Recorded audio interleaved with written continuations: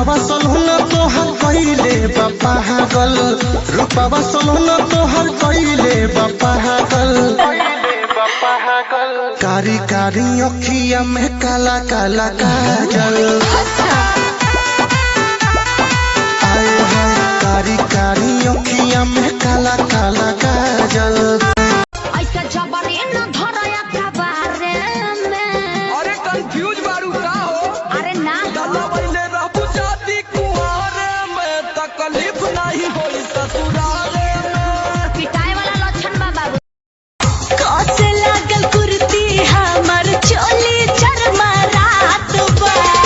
दिन बात कटिए जाला कट नहीं रात बा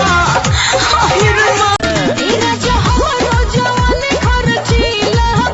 लकी पॉकेट तोहर तनी ढीला लगे तोहरा से कुछ न अब होई जब जब कहबू तब होई अलग काला सब होई जब जब कहबू तब होई अलग काला सब जादे गर्मी जे बेधले बातों हके पीला नींबू पानी के घोल हो दिन रात रहे ना हमरे में डूबल साफ करो मन के झोल हो कह पूछऊ ले रानी हमर जान हऊ हो कह पूछऊ बहतोरा पिया में बहुत है बहमा जरामा लोही कन के जैसन होता सट जाले बाजारामा लोही कन के जैसन धारू सरहब भन गोटा तना ना सब बताई करेले हउए बहुत ढीला दारू तो मन के संभार होवे महाना समान फेरा में जे पर्वत हो जाय बजिया आग पोरे पोरे भरल बा भीतरिया चुम्मा चुम्मा दे दे चुम्मा चुम्मा दे बड़ा न होश में मातल तू जोश में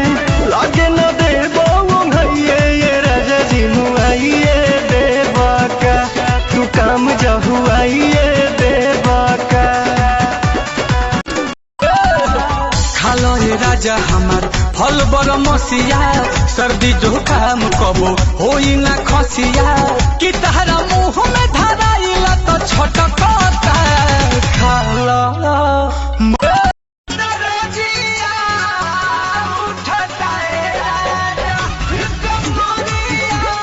उल न पाई तुहर सुरतिया यहाँ दया भेलू रतिया के सपना में चूरी तू खनका भेलू ये जा